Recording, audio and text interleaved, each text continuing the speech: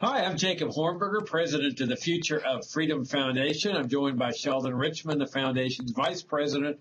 This is the Libertarian Angle, the show, as you know, that brings you the libertarian angle on the burning issues of the day. I thought we would discuss, since this is end-of-year fundraising time for the Future of Freedom Foundation, the methodology, the approach that the Future of Freedom Foundation runs. Is certainly an issue that people are faced with, especially young people that are just getting into the libertarian movement, is what do you do to advance liberty? What is the best means by which to do that? And the methodology that has always been sort of in conflict here in the movement is, hey, should we advocate reform or should we advocate pure libertarian principles? So I thought with Sheldon today we would discuss why FFF takes the latter approach, the approach of uncompromising principles.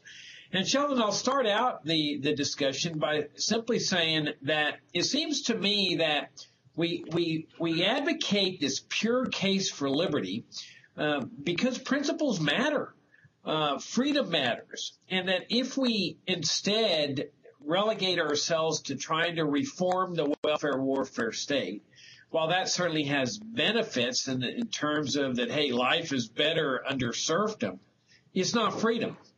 And that's one of the distinguishing characteristics of libertarians versus conservatives and progressives, is that we believe in freedom. This is our priority, a free society. And so these people that devote their lives to reform, let's say, well, let's get rid of Obamacare, but leave Medicare and Medicaid and occupational licensure, or legalize marijuana, but not the rest of the drugs, and go on, vouchers in public schools.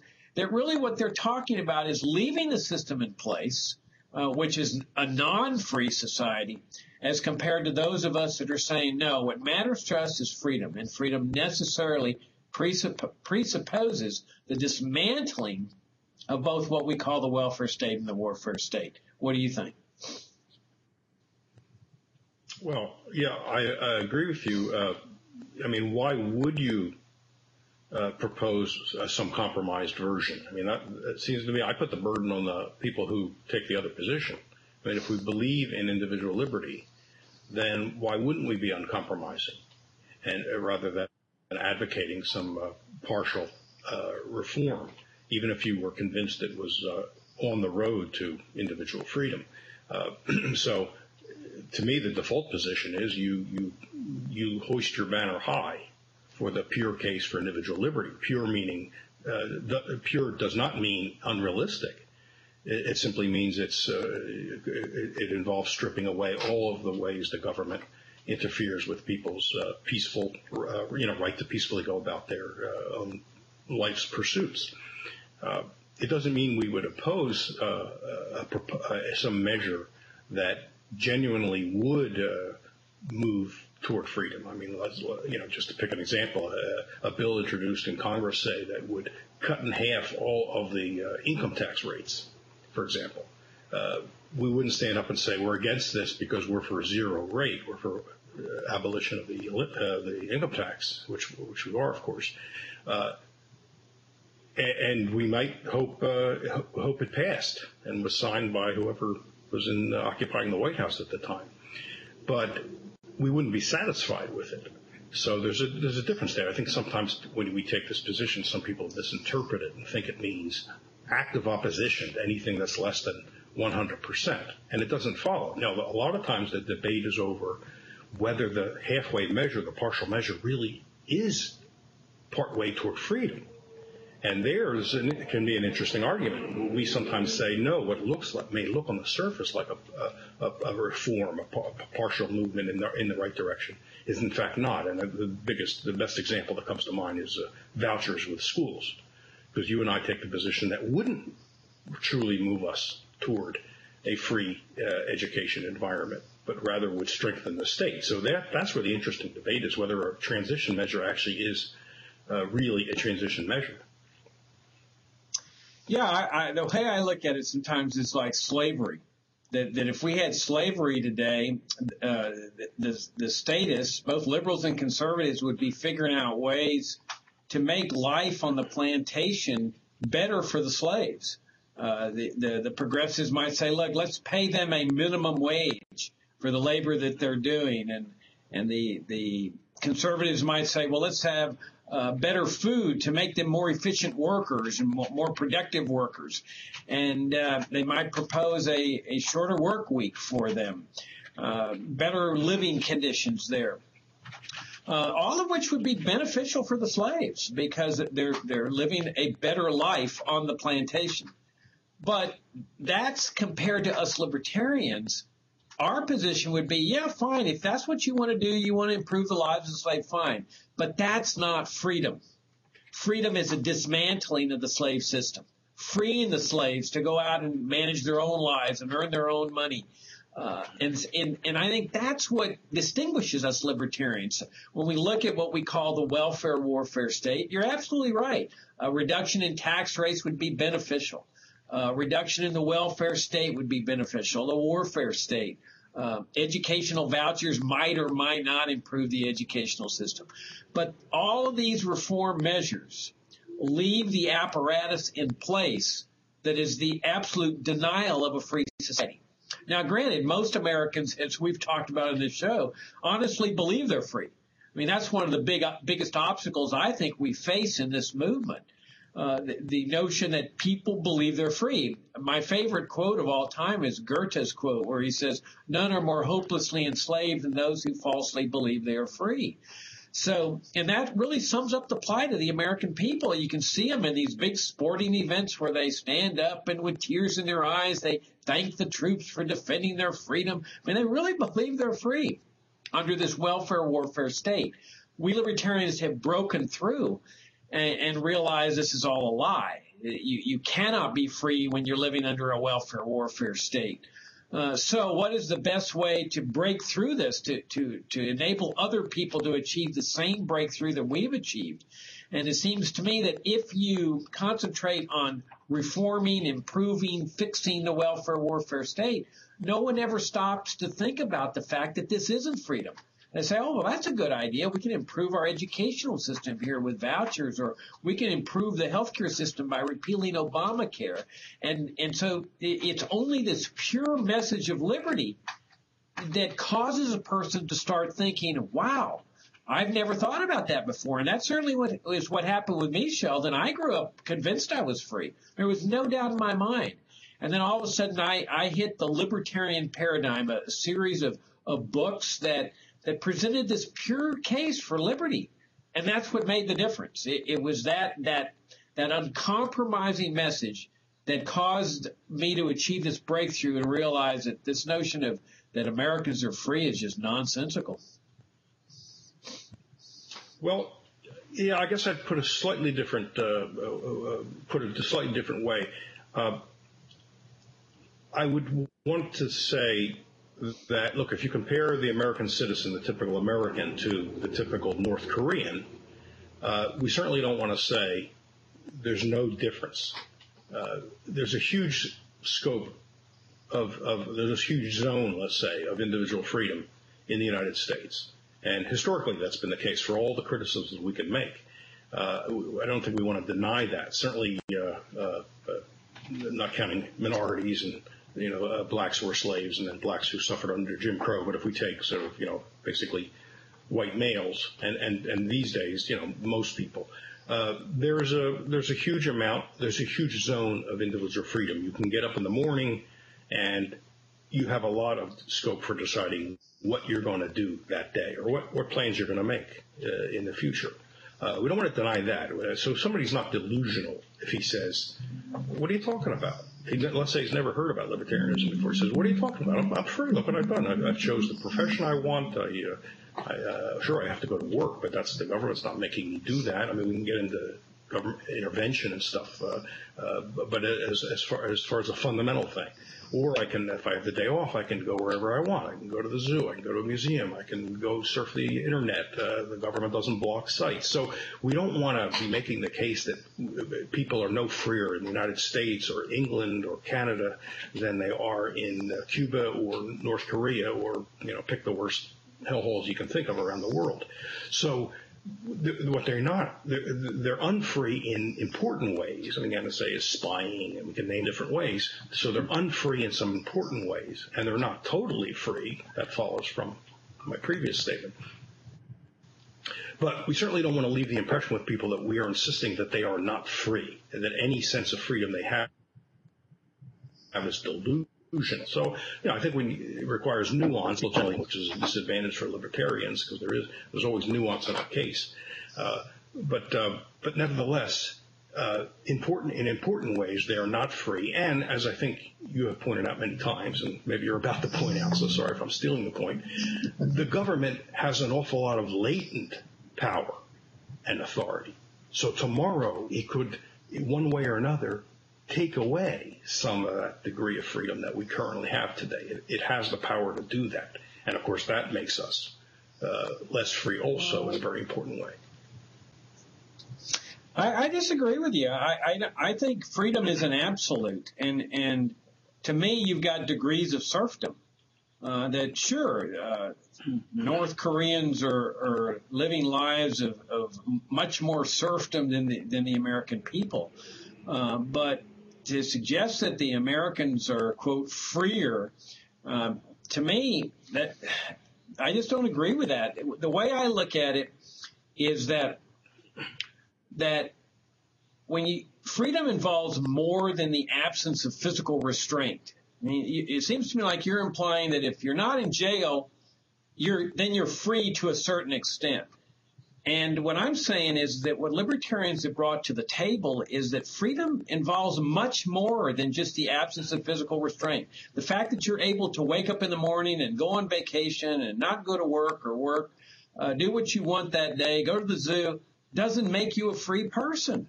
I think that's what libertarians have brought to the table. Freedom involves much more than that.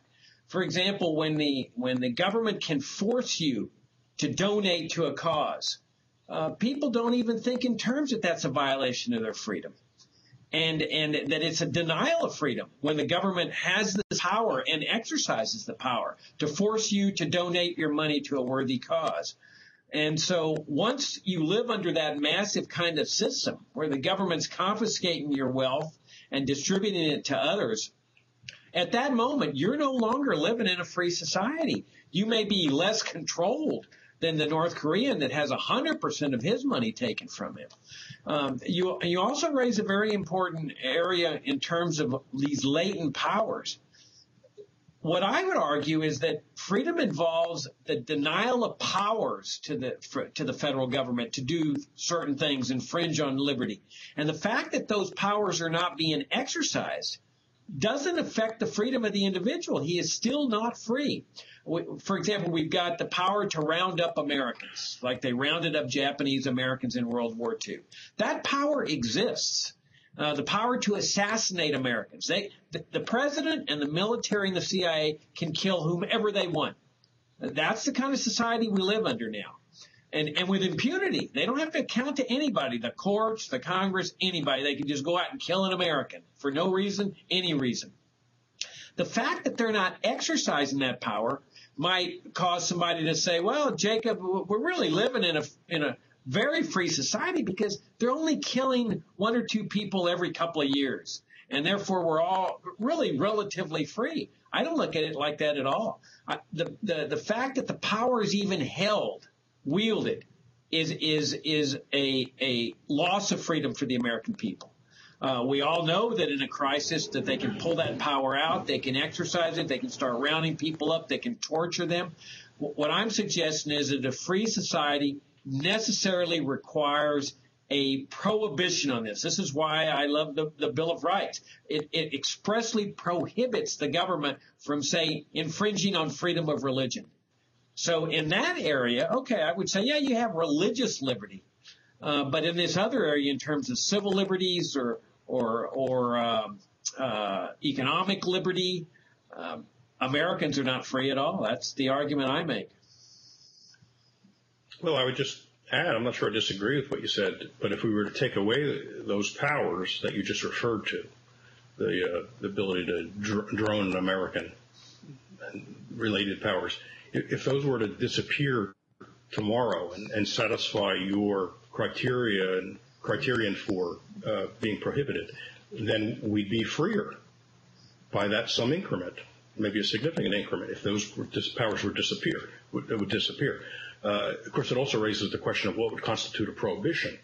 The fact that a piece of paper, a piece of parchment says the government can't do something, I don't know how confident I'd be that it can't do it. And you mentioned freedom of religion, but the government violates freedom of religion all the time if it passes a test set out by the Supreme Court called the Latent test, where there's a compelling state interest, there's no lesser measure that it can, by which it could accomplish its test, and so on and so forth. So it does. It also says, Bill of Rights says no violation of free speech, but commercial speech has been regulated by the government for a very long time, and other forms of speech are regulated. So we then would get into the discussion of what constitutes a prohibition on a power. Maybe the power is always latent. And then speaking of latent powers, I mean, when I walk down the street, everybody in a sense has the latent power to mug me, but they don't. So am I free with respect to them because they're not mugging me? I mean, they could. When I get past one person, he could hit me over the head and take my wallet. So it gets into some deep philosophical issues about what would constitute true freedom in a political sense. Anyway, I'll leave it at that.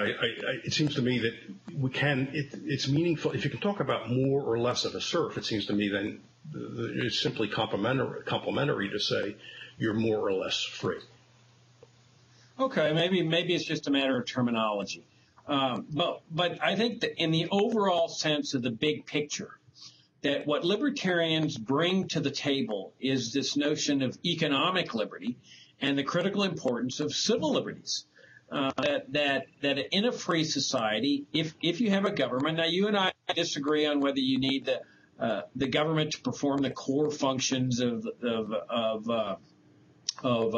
punishing murderers, rapists, and thieves. You take the position that there should be competing governments, competing private police forces and so forth. And I take the position of a limited government republic. But, setting aside that debate, which has gone on, as you know, in the libertarian movement for decades, that where we all can agree on is the illegitimacy of the welfare state and what we call the warfare state. And this is my beef with conservatives and progressives, is that they think they're living in a free society with these apparatuses. And what I'm suggesting is that whenever the government has the power to take money from one person and give it to another person, that cannot be considered a free society. And that I'll take your terminology, that if you repeal this, if you dismantle it, you are a freer person. This is one of the things that Americans don't realize, that this welfare state is a violation of their freedom. And it's the same thing with the warfare state, where you've got this massive national security complex. It came into existence with the Cold War, but it didn't go out of existence with the Cold War, which it should have, because all it does is produce these constant crises overseas that generate the anger and the hatred with this constant killing machine that produces the constant threat of terrorism that they then use to put these surveillance schemes on us and the power to assassinate. I mean, this is their whole justification for this. So what I'm suggesting is to get to a freer society necessarily entails a dismantling of this type of apparatus, the whole military-industrial complex that President Eisenhower himself said was a grave threat to our democratic processes. He pointed out it was alien to the American way of life. President Truman pointed out the CIA was never intended to be doing these covert activities, coups, meddling in the affairs of other countries. This is where we libertarians, and specifically here at the Future of Freedom Foundation, have emphasized for 25 years that if you want to live in a free society, or as you may put it, a freer society, that necessarily entails a dismantling of the welfare state and the warfare state, not a reform of these things. And I think that's the important message that we deliver here at the Future of Freedom Foundation. We're trying to raise people's vision to a higher level. And I give you an example: freedom of religion. I mean, when the government controlled churches and forced people into churches or subsidized churches or built churches, people were accustomed to that. In many parts of the world, people are still accustomed to it. But you don't see the government forcing people to send their kids into church like they do with public schools, because along came somebody that said, let me raise your vision to a higher level. How about a system where there is a separation of religious activity in the state? And that was a great benefit in terms of that aspect of liberty. What I'm suggesting is the same thing should happen with economy, education, healthcare, and separating healthcare, separating education, separating economy from the state, the same way we have with religious activity. Is it perfect? Will the state always try to make inroads? Of course. I mean, that was the whole idea of the Constitution and the Bill of Rights. It was an acknowledgement that government's going to try to do bad things, but we're trying to rein it in, lock it in, and make sure it doesn't do extremely bad things. Now I may sound a little bit like what you were saying in the beginning. I'd rather look at freedom holistically rather than talk about religious freedom, civil liberties, economic freedom. I agree with Thomas Sowell that there's no such thing as economic freedom. There's only freedom. In other words, we don't have economic ends. Economics is about means. We just have ends in various aspects of life. Sometimes they employ, we use money to achieve the end. At other times it's not money. If it's a religious thing, then, and you're attending a house of worship of some sort, then that's not something you're buying and selling in the market, but you're just pursuing an end by non-economic means. So there's only one kind of liberty, the freedom to pursue your ends, the freedom to peacefully pursue your ends. And so I think there's an important sense in which we can't carve up liberty and say, okay, we have this one sphere, economics, we have this other sphere, civil, this sphere, religious, artistic, blah, blah, blah. It's just freedom. And I think it may hurt our case to divide liberty up like this, because you have progressives who will say, well, of course, we're for freedom of speech and freedom of religion and freedom of assembly. They'll name things like that. But economic freedom is something different because it affects other people in an important way. Through, price gouging and whatnot. So we need limits on economic freedom, but no, I wouldn't never limit religious freedom. We need to come back and say, that's a bogus, artificial carving up of freedom. There's only freedom of individuals to peacefully pursue their ends. Sometimes those are going to be through economic means, sometimes not. But as Mises and the Austrian school tells us, the theory of human action transcends mere economics. It has nothing to do with, it doesn't only have to do with buying and selling and use of money. The praxeology, as Mises called it, is about people pursuing ends no matter what the ends are and no matter what the means are. Those laws of human action and the phenomena associated with human action are involved in all human action, not just economics. So we have a case to make for not carving up freedom into these arbitrary areas. Okay, I mean, I can go along with that, but I think it's helpful when we're arguing for the aspects of freedom where the greatest infringements have been taken by analogy. I mean, clearly nobody's being forced to send their kids to church. And so the First Amendment has been beneficial in that sense. Does that mean that the government might not try to make inroads in that sense? Of course not, because that's the nature of government.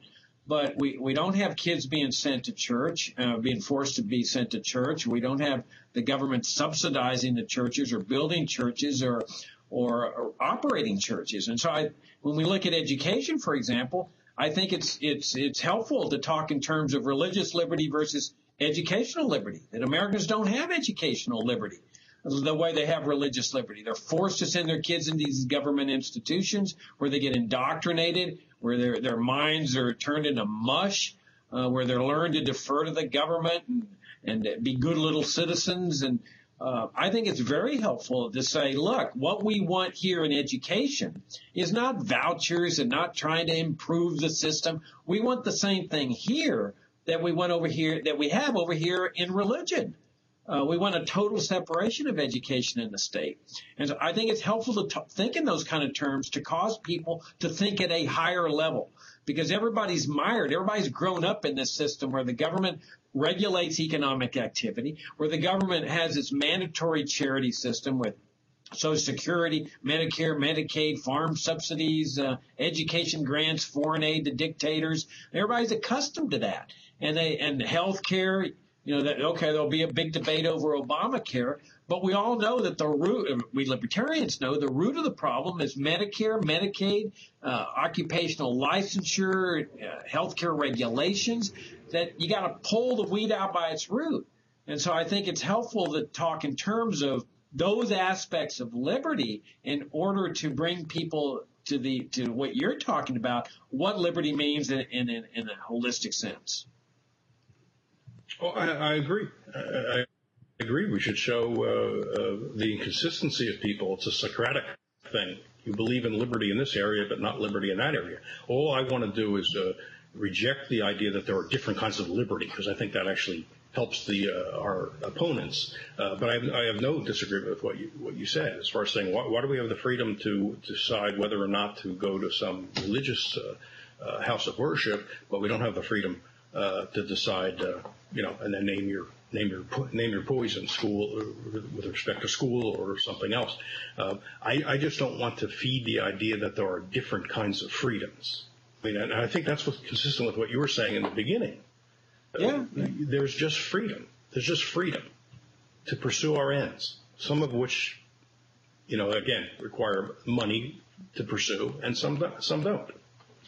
Well, right. And I think the best way to describe that concept of freedom, and certainly we live in an imperfect world. It may be something impossible to achieve in terms of pure liberty, but we can approximate it. I think you intimated in the beginning that you shoot for the stars, and then you get a lot of things thrown in, including the whole world. But if you shoot for the world, you end up with less, and so it's always best to shoot for the ideals, and that's what we do here at FFF.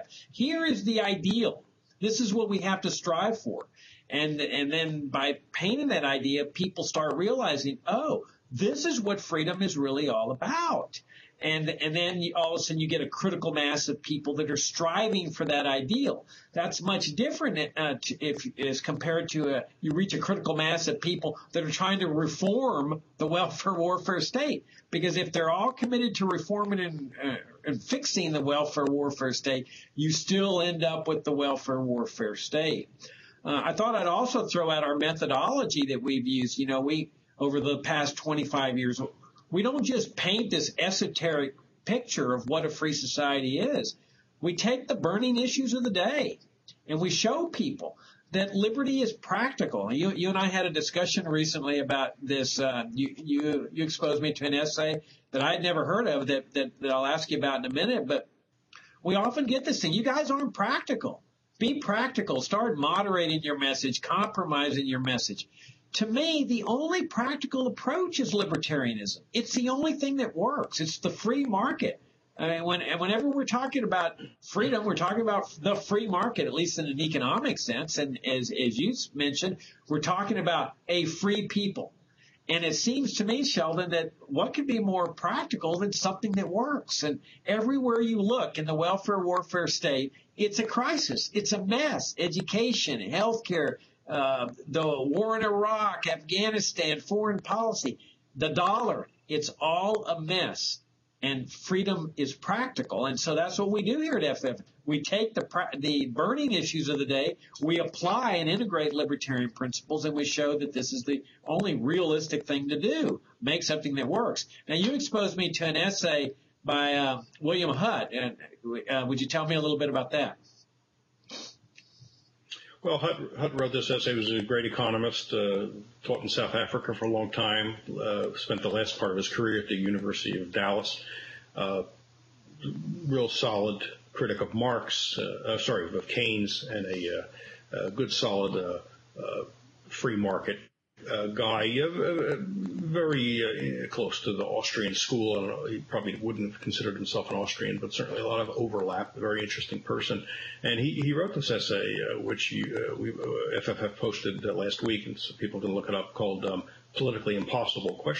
And of course there he's raising this issue that you raised. I mean, how do you know something's politically impossible? People tell us that you'll never get that. But how do you know? And, one of the things I learned from this Hut and this sort of line of thinking is that for a lot of people, what seems practical is what they've just heard all their lives, and if something is outside of that range, they just assume it's impractical. I mean, I've had people respond to libertarianism kind of this way, maybe not exactly in these words, but they're saying, this can't be true because I've never heard it before. Well, that's not a very good method.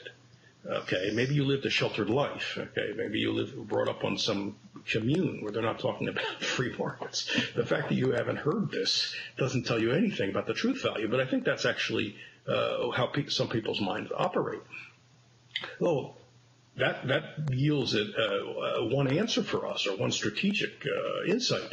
Let's talk about these things so people will have heard about them, and therefore they won't seem so strange and therefore impractical. So I think that's one of the things I derive from Hutt's thinking.